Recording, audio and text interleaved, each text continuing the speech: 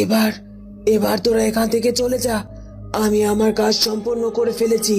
আমার শক্তিকে ওই ফুলকুমারীর শরীরকে স্পর্শ করেছে। এবার আর কোনোভাবে ওই ফুলকুমারী বাঁচতে পারবে না, কারণ হাতে সময় খুব কম। ফুলপরি, আমাকে ক্ষমা করে দিস। আমি অনেক চেষ্টা করলাম ফুলকুমারীকে বাঁচানোর জন্য, কিন্তু আমার মনে হয় আর কোনোভাবে ফুলকুমারীকে বাঁচানো সম্ভব নয়। আমি তো ভাবতেই পারিনি এত তাড়াতাড়ি এসব ঘটবে। কিন্তু আমি তো ভেবেছিলাম এতদিন যা মনে মনে ভাবছি সেটা কখনোই সম্ভব হবে না। আর শোনো, যতই যাই হোক না কেন, আমরা কিন্তু কিছুতেই কুটির ছেড়ে কোথাও যাব না। ওই মেয়েটি ফিরে আসা পর্যন্ত আমরা এখানে অপেক্ষা করব। না হলে ওই রাজকুমার এখান থেকে পালানোর একটা না একটা চেষ্টা করবেই, আর সেটা কিন্তু আমরা কিছুতেই হতে দেব না। রাজকুমার ফুলকুমারীর কাছে ফিরতেই ফুলকুমারীর গায়ের রং দেখে বড্ড অবাক হয়ে যায়। আর সে দেখতে পায় সাধু বাবা এবং ফুলপরি সেখানে চুপচাপ দাঁড়িয়ে আছে, তাদের মুখে যেন কোনো কথা নেই। একই সাধু বাবা, আমার ফুলকুমারীর গায়ের রং এমন বিবর্ণ হয়ে গেছে কি করে? আমি যখন এখান থেকে গিয়েছিলাম তখন আমার ফুলকুমারী তো ঠিকই ছিল, কিন্তু হঠাৎ করে ওর শরীরের রং এইভাবে কালচে বর্ণ হয়ে গেল কেন? কি হয়েছে কি আমার ফুলকুমারীর? আমার ফুলকুমার ঠিক আছে তো? রাজকুমারের কোনো কথার উত্তর সাধু বাবা বা ফুলপরি কেউই দিতে পারে না, তারা চুপচাপ দাঁড়িয়ে থাকে। সাধু বাবা, ফুলপরি, আপনারা কোনো কথা বলছেন না কেন? আমার কথার উত্তর দিন। বলুন, আমার ফুলকুমারীর এমন অবস্থা কি করে হয়েছে? আর আপনি তো বলেছিলেন যে ওই শুভ্র পদ্ম নিয়ে আসলে আমার ফুলকুমারীকে নাকি সুস্থ করা যাবে। এই দেখুন, এই দেখুন সেই শুভ্র পদ্ম আমি নিয়ে এসেছি। ওই 3টি বাধা অতিক্রম করে আমি 2 অসাধ্যকে সাধন করেছি। এখন আপনি এই শুভ্র পদ্ম আমার ফুলকুমারীর শরীরে স্থাপন করে ওকে সুস্থ করে দিন। রাজকুমার, আমাদেরকে ক্ষমা করে দাও। আমার মনে হচ্ছে এবার আমাদের হাত থেকে সবটা বেরিয়ে গেছে। ওই যে দেখছো না ফুলকুমারীর শরীর কালচে বর্ণ ধারণ করেছে। এখন হয়তো বা ফুলকুমারীর শরীরে তার প্রাণ অবশিষ্ট নেই। না, এটা কিছুতেই হতে পারে না। আমার ফুলকুমারীর কিছুই হয়নি। এই যে শুভ্র পদ্ম নিয়ে এসেছি, এটা ওর শরীরে স্থাপন করলেই ও আবার সুস্থ হয়ে যাবে। সাধু বাবা, ওকে সুস্থ করে তুলুন।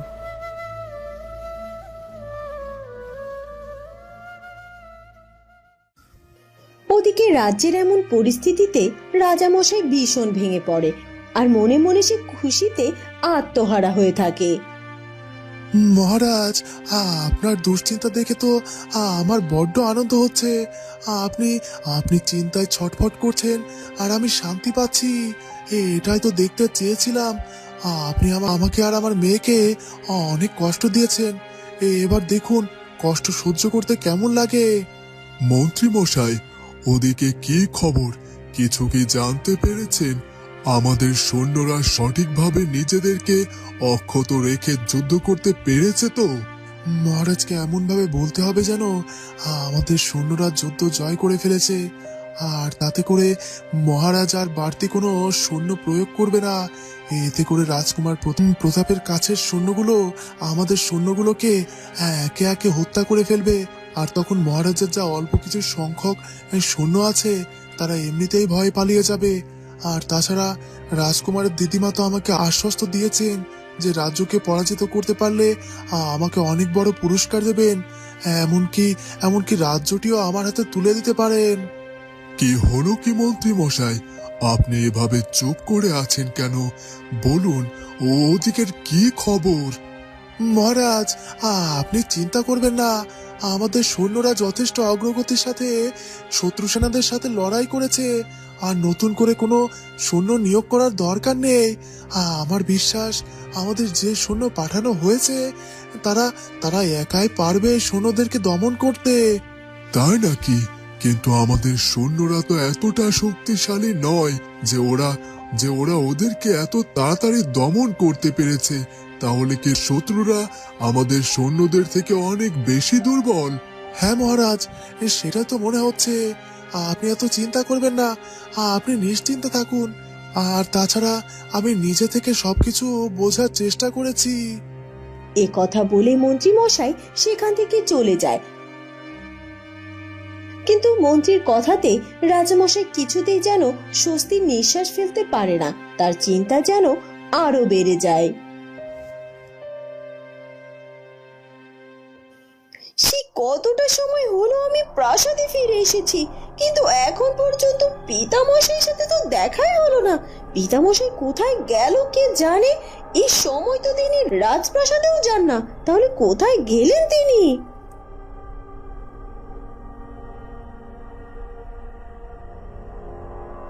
একটা খবর আছে, আর সেটা হলো আমাদের রাজ্যে তো যুদ্ধ শুরু হয়েছে।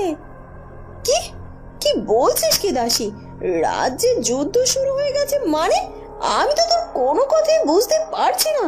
আর তাছাড়া আমার পিতামশাই কোথায়? সে আবার যুদ্ধক্ষেত্রে যায়নি তো? আপনি তো আপনার পিতামশাইকে খুব ভালো করেই চেনেন। যেখানে তিনি কোনো ঝামেলা দেখেন আগে থেকে সেখান থেকে সরে আসেন। আর এটা তো যুদ্ধ না, না উনি যুদ্ধ করতে যাননি। তবে আমি শুনে এলাম আমাদের রাজ্যের সব সৈন্যরা নাকি এই যুদ্ধ মোকাবেলা করতে হিমশিম খেয়ে যাচ্ছে। তারা নাকি রাজকুমার প্রতাপের রাজ্যের সেনাদের কাছে পরাজিত হতে চলেছে। আর এইভাবে চলতে থাকলে তো আমাদের রাজ্যকে ওরা দখল করে নেবে। কি বলছিস কি? তাহলে কি এবার আমাদের পরাজয় হবে? না না না না না, এক্ষুনি আমাকে পিতামশাইয়ের কাছে যেতে হবে আর তার সাথে কথা বলতে হবে। আমাদের রাজ্যের এমন ক্ষতি আমরা কোনোভাবেই মেনে নিতে পারি না।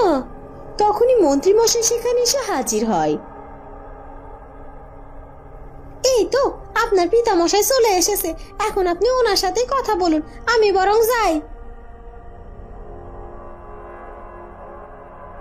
পিতামশাই, পিতামশাই, এ কি খবর? আমাদের রাজ্যে নাকি শত্রু রাজ্য আক্রমণ করেছে আর যখন তখন আমাদের রাজ্য দখল করে নিতে পারে। যদি সেটা হয় তাহলে কি করে হবে বলতে পারেন?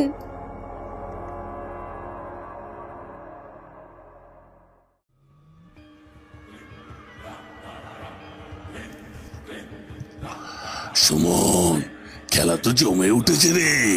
ফুলকুমারের জীবন নিয়ে তো এখন টানাটানি চলছে।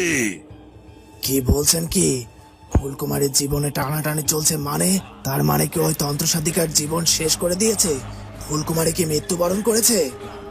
দাদা, আমাকে একটু বুঝতে দে সঠিকটা, আর একটু ভালোভাবে পর্যবেক্ষণ করতে হবে। আমি তো ভাবতেই পারিনি আমাদের কিছু করা লাগবে না, সবকিছু এভাবে এমনি এমনি হয়ে যাবে। তারপরও আমাকে আর একটু ভালো করে জানতে হবে।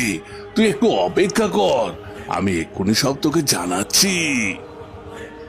এই কথা বলে তান্ত্রিক বাবা তার চোখ বন্ধ করে আর কিছুটা সময় পেরিয়ে যাওয়ার পর সে আবার তার চোখ খোলে। এ কি তান্ত্রিক বাবা, আপনি এভাবে হাসছেন কেন? আমি হাসছি একটা জিনিস ভেবে, যে ওই সাধু নাকি এত শক্তিশালী, কিন্তু তারপরও সত্যিটা এখন পর্যন্ত জানতে পারেনি। তারপর আবার পরিও সেখানে রয়েছে, ওদের ক্ষমতাও অনেক বেশি ঠুনকো। আর আর ওরা কিনা আমার সাথে লড়াই করবে, এটা ভেবেই আমার বড্ড হাসি পাচ্ছে। সবই তো বুঝলাম, কিন্তু কোনটা সত্য, কিন্তু কোন সত্যিটা ওরা এখনো জানতে পারেনি সেটাই তো বুঝতে পারছি না। বলছি সুমন, সবকিছু তোকে খুলে বলছি। আসলে ফুলকুমারীর উপর ওই তন্ত্র সাধিকা আবার তার শক্তি প্রয়োগ করেছিল, আর এই শক্তির কারণে ফুলকুমারীর শরীর একেবারে কুচকুচে কালো বর্ণ ধারণ করেছে। আর কুচকুচে কালো বর্ণ ধারণ করাতে ওই সাধু আর ওই ফুলপরি ধরেই নিয়েছে যে ফুলকুমারী মারা গেছে। আর তাই রাজকুমারের শুভ্র পদ্ম নিয়ে এসেও ফুলকুমারীকে বাঁচানোর কোনো উপায় পাচ্ছে না। কিন্তু ওরা এটা বুঝতে পারছে না যে এখন পর্যন্ত ফুলকুমারী প্রাণ অবশিষ্ট আছে। তবে তবে আর কিছুক্ষণ যদি ওরা এভাবে দেরি করে, তাহলে সত্যি সত্যি এবার ফুলকুমারীর প্রাণ চলে যাবে। তান্ত্রিক বাবা, যত যাই বলুন, আমার কেমন যেন লাগছে। আমার কেন জানি মনে হচ্ছে ফুলকুমারী বেঁচে থাকলেই ভালো হবে, কারণ আমি চাই ফুলকুমারীকে আমি নিজের শাস্তি দিতে।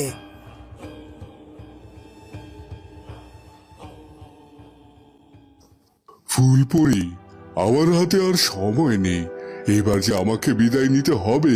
রাজকুমার চন্দ্রকুমার, তুমি আমাকে ক্ষমা করে দিও। তুমি এত দূরে এসেও তোমার ফুলকুমারীকে রক্ষা করতে পারলে না। আসলে এটাই হয়তোবা বিধির বিধান যে ফুলকুমারী এভাবে তোমার জীবন থেকে চিরকালের মতো হারিয়ে যাবে। রাজকুমার যেন স্তব্ধ হয়ে যায়। সে বুঝে উঠতে পারছিল না কি বলবে। ফুলকুমারী যদি তার জীবনে না থাকে, তার জীবনটা যে পুরোটাই শূন্য। তাই সে কোনো কথা না বলে শুধুমাত্র ফুলকুমারীর দিকে অপলক দৃষ্টিতে চেয়ে থাকে। আমি জানি রাজকুমার, আপনি বড্ড কষ্ট পাচ্ছেন, কারণ আপনি আপনার ফুলকুমারীকে যে নিজের প্রাণের থেকেও বেশি ভালোবাসেন। আর তাই তো ফুলকুমারীকে বাঁচানোর জন্য আপনি এতটা কষ্ট করছেন, নিজের জীবনের পরোয়া পর্যন্ত করছেন না। অথচ শেষ মুহূর্তে এসেও আপনি আপনার ফুলকুমারীকে বাঁচাতে পারলেন না। আর আমি তো ফুলকুমারীর দিদি হয়ে ফুলকুমারীর মৃত্যু এভাবে চোখের সামনে দেখছি, কিচ্ছুটি করতে পারছি না ওকে বাঁচানোর জন্য। আর এখন সাধু বাবাও হাল ছেড়ে দিয়েছেন, উনি এখান থেকে চলে যেতে চাইছেন। আর তাছাড়া সত্যি তো সে এখানে থেকেই বা কি করবে, কোনো আশার আলো যে নেই। বোন ফুলকুমারী, তুই আমাকে ক্ষমা করে দিস বোন, আমি কিচ্ছুটি করতে পারিনি তোর জন্য। তখনই হঠাৎ করে ফুলকুমারীর চোখের পাতাটা একটু নড়ে ওঠে, আর এটা দেখে ফুলপরি যেন আশার আলো দেখতে পায়। একই দেখলাম আমি, মনে হলো ফুলকুমারী চোখের পাতাটা নড়ে উঠলো। কিন্তু একটা মানুষ যদি মারা যায়, তাহলে তো তার শরীরের কোনো অংশ এভাবে নড়াচড়া করার কথা নয়। তার মানে কি ফুলকুমারী এখনো বেঁচে আছে? আমি বুঝতে পারছি, হ্যাঁ, নিশ্চয় বিধাতা আমাদের কোনো একটা আশার আলো দেখাতে চাইছেন। না, সাধু বাবাকে আমাকে আটকাতেই হবে, একবার হলেও শেষ চেষ্টা করতেই হবে। সাধু বাবা, আপনি কোথাও যাবেন না সাধু বাবা, ফুলকুমারীকে মনে হয় বাঁচানো সম্ভব। কি বলছিস কি তুই? আমি ঠিকই বলছি সাধু বাবা, আপনি একবার শেষ চেষ্টা করে দেখুন না। রাজকুমার যেহেতু ওই শুভ্র পদ্ম নিয়ে এসেছে, তাহলে ওই শুভ্র পদ্মটিকে ফুলকুমারীর শরীরে স্থাপন করুন। বিধাতা যদি চান, তাহলে ফুলকুমারী আমাদের মাঝে আবার ফিরে আসতেই পারে। একবার শেষ চেষ্টা করে দেখুন। আমার কথাটা রাখুন সাধু বাবা, রাখুন। ঠিক আছে ফুলপরি, তুই যেহেতু এতবার করে বলছিস, তাহলে আমি শেষ চেষ্টাটা করব। তবে আমার বিশ্বাস এতে কোনো লাভ হবে না।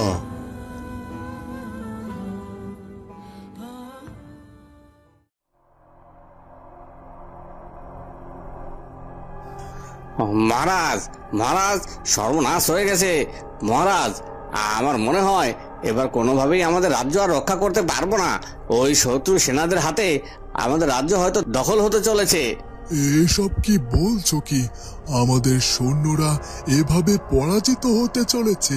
কই, এই খবর তো আমি পাইনি। কিন্তু ওরা নাকি কিছুক্ষণ আগে খুব ভালো লড়াই করেছিল, তাহলে হঠাৎ করে এভাবে পরাজিত হচ্ছে কি করে? মহারাজ, আমাদের সৈন্যরা ওই শত্রু সৈন্যদের থেকে অনেক অনেক দুর্বল, আর তাই প্রথম থেকেই তারা কোনোভাবেই ওদের সাথে যুদ্ধ করে পেরে উঠছিল না। আর সামান্য কিছু সংখ্যক সৈন্য আমরা নিয়োগ করেছিলাম, আর বাকি সৈন্যদের তেমন ব্যবহারই করিনি। আর এই জন্য এখন তো আমাদের অনেক সৈন্য নিহত হয়েছে।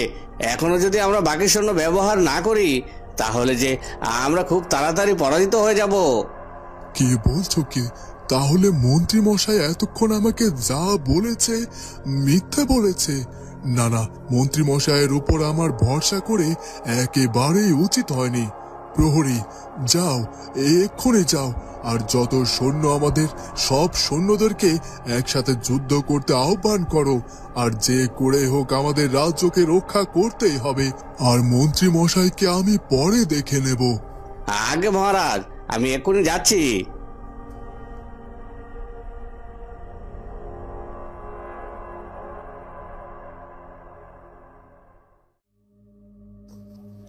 না, এটা কিছুতে হতে পারে না। ওই ফুলপরিটা দেখি সব কিছু ভেস্তে দিতে চলেছে। আর সামান্য কিছু সময় অপেক্ষা করলেই তো ওই ফুলকুমারী সত্যি সত্যি মারা যেত, কিন্তু ও কি করে বুঝে গেল যে ফুলকুমারী প্রাণ এখনো অবশিষ্ট আছে? আর এখন যদি সত্যি সত্যি ওই সাধু ওই শুভ্র পদ্মটি ওই ফুলকুমারীর শরীর স্থাপন করেই ফেলে, তাহলে তো ফুলকুমারী সুস্থ হয়ে যাবে। আর এবার যদি ফুলকুমারী সুস্থ হয়ে যায়, তাহলে তাহলে আমি অনেকটা পিছিয়ে যাব। যতটা দূর আমি এগিয়েছিলাম আমার সেটুকু সব নষ্ট হয়ে যাবে। কিন্তু এখন আমি কি করব? আমি তো কোনোভাবে আবার ওই ফুলকুমারীর উপর শক্তি প্রয়োগ করব, সেটারও অবস্থা রাখেনি ওই সাধু তো বুদ্ধি করে আগে থেকেই অদৃশ্য সুরক্ষিত শক্তি প্রয়োগ করে রেখেছে ওই ফুলকুমারীর উপর। তাই তো আমি কোনোভাবে আমার অশুভ শক্তি ফুলকুমারীর শরীরকে স্পর্শও করাতে পারছি না। না না না না, এভাবে তীরে এসে তরি ডুবতে দেওয়া যাবে না। তবে হ্যাঁ, ওই সাধু তো ফুলকুমারীকে সুস্থ করার জন্য একবার শেষ চেষ্টা করবেই, আর সেই সুযোগটি আমাকে কাজে লাগাতে হবে। কারণ ফুলকুমারীর শরীরে ওই শুভ্র পদ্ম প্রতিস্থাপন করতে গেলে ওর শরীর থেকে ওই সুরক্ষা বলয় সরিয়ে ফেলতে হবে, আর সেই তাকে থাকতে হবে আমার। আর সুযোগ বুঝে আমাকে ওই সঠিক সময়ের মধ্যে আমার অশুভ শক্তি প্রয়োগ করতে হবে। আর ওই শুভ্র পদ্ম প্রতিস্থাপিত হওয়ার আগেই আমার শক্তি গিয়ে ওই ফুলকুমারীর শরীরকে স্পর্শ করবে, আর সাথে সাথে ফুলকুমারী চিরনিদ্রায় শায়িত হবে। কেউ আর রক্ষা করতে পারবে না ফুলকুমারীকে, কোনোভাবেই না।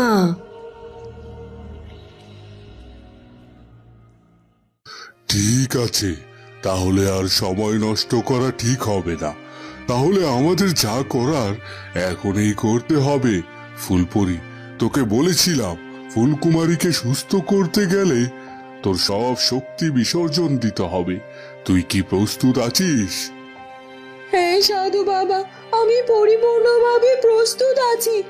ফুলকুমারীকে সুস্থ করতে গেলে আমার শক্তি কেন, আমি আমার প্রাণও দিতে পারি। আপনি আর দেরি করবেন না, যা করার এক্ষুনি করুন। আমার মনে হয় আমাদের হাতে সময় বড্ড কম।